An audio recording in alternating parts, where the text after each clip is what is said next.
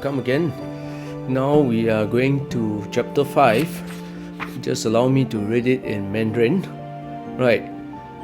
第5章，天地不仁，以万物为刍狗；圣人不仁，以百姓为刍狗。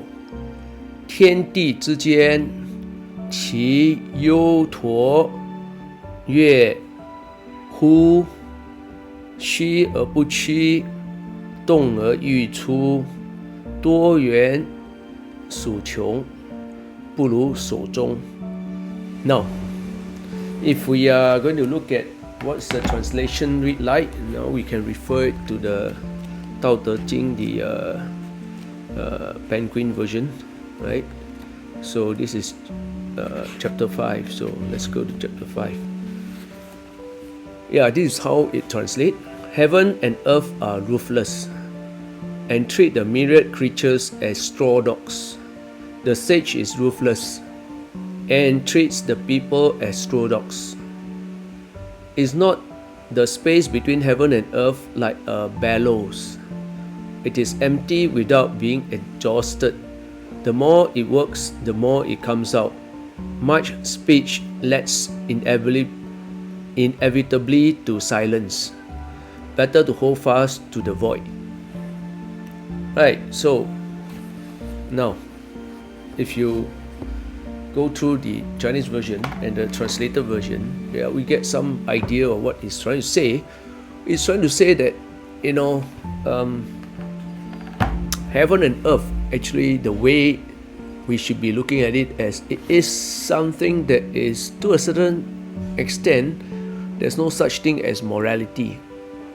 Because if you look at nature, right, do you think that there is really a moral being except in human being, So you can also see that animals eat animals, right? The bigger animals eat up the smaller animals, the smaller eat up even smaller animals, right? And finally, you also have the viruses that eat up the human being. For example, in this case now, you have some kind of sickness like COVID, SARS. What do? They actually eat up their host, right? So the world is actually, to a certain extent, just like the Darwinian kind of ideas, the survival of the fittest. But actually, it's not the survival of the fittest, but each animals, each bacteria, each being actually depends on each other for survival. So it's as if a big ecosystem, So this ecosystem has nothing to do with morality. But of course, when human comes together, they created this whole idea of morality so that people can come together. Because if you live in a mountain, the tribes and all that, most of the time even you have cannibals, right? The human eat human, right? So it's a very natural way. So if you look at it, it is to a certain extent ruthless. There's no compassion, right? 不忍 is compassion. 忍 is actually translate to compassion. So, if you see the opposite of compassion is ruthless, that's how the Penguin Classic translate. So, what it means is there's no such thing as compassion, morality in the world, in the natural world, right? So we have to view it that way. So if we look at it that way, then if every human being is treated in that way, then there is also some form of fairness, right? That's how it says, right? So if 天地不仁，以万物为刍狗, that means the heaven and earth, has no compassion. He look at every one of us like straw dogs. Why? When we say straw dogs, what are straw dogs? 刍狗.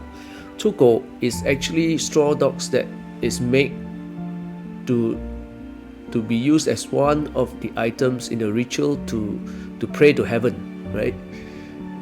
So then it says again, the sage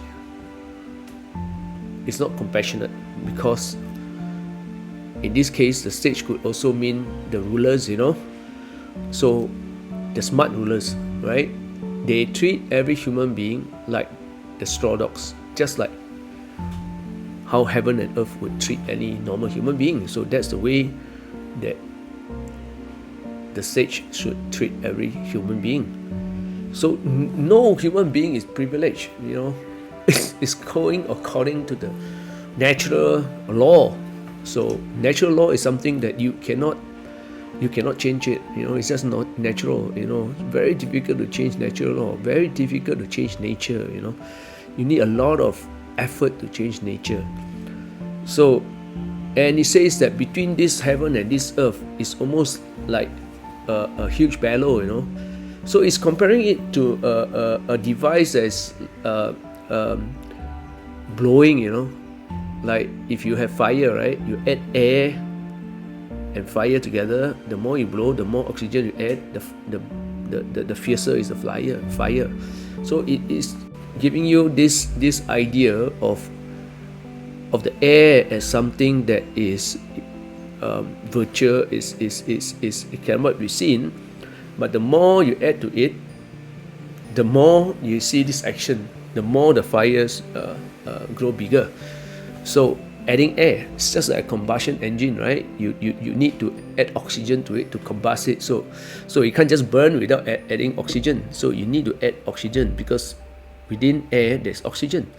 So it's compared to this device that in olden days where they use this device to add air into the fire, so the fire can burn even more fierce, right? And get hotter. So it's saying that air itself is so uncatchable, right? But this uncatchable is something that you can keep on using, and the other thing is nobody knows that it's there. So nobody actually understood the materiality of this object. So this object, because of it's difficult to catch it, so it's everywhere, it becomes easily accessible. It becomes also something that you cannot deplete, So something that you cannot deplete does not have a form. So that's one very important part of Daodejing. The thing that flows, the thing that you cannot catch, becomes something that that this Tao and this movement becomes the main principle of this ideology of the Tao, right? So Tao is something that's virtual, that's always there, that's everywhere. You can't see it, you can't feel it, but you need it just like air. You're breathing. It keeps you alive.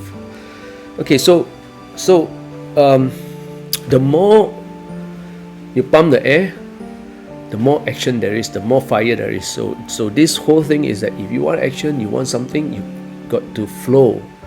You got to follow the natural way. The natural way will be a way that it keep coming, will not be able to deplete it, right? So it's a natural way. So the other thing is that then it switch. There's a slight skip here. So he said something like the last part. It says 多言数穷. That means if you talk a lot, actually when you talk a lot, it seems like it's harder to understand somebody. So the less word you use, the more minimal you are, the more precise you are, it becomes important. It becomes important. So finally is how do you guard your centrality, right? So this is what it says, 多言数穷, and let me see how the English one translate. Yeah. So the English one translate to better to hold fast to the void, right? So what is the void? What is the void, right? So, but in the Mandarin one, it says hold on to a centrality. 所中, 所 is focus, 中 is center.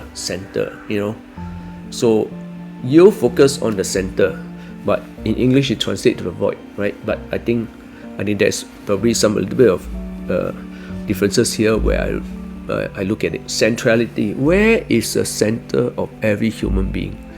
What is the center that keeps us not deviating from one area to another area, right? And by guarding the center is where it says that it could be better off. Human being could be better off, right? And it's important to guard our center. So where is the center? This center is a very good concept in many forms, even in martial art. Okay? Now, in martial art, the most important is where is your center of gravity. The moment your center of gravity is off, you will fall. Your strength are no longer concentrated. Your strength are diverged. So the center is very important in all forms of martial arts. So you have to quickly keep to the center. So the center is also how we behave, what we believe is important, right? Because a lot of things can confuse us, right? Words can confuse us, action can confuse us, desire can confuse us. So it's better to guard the center. So now every human being has to find their center. So what is this center? I mean, within this, it's very difficult to explain, but as we go further and further, slowly, we would understand what it means by the center. Okay, I think this is the end of my interpretation of chapter 5.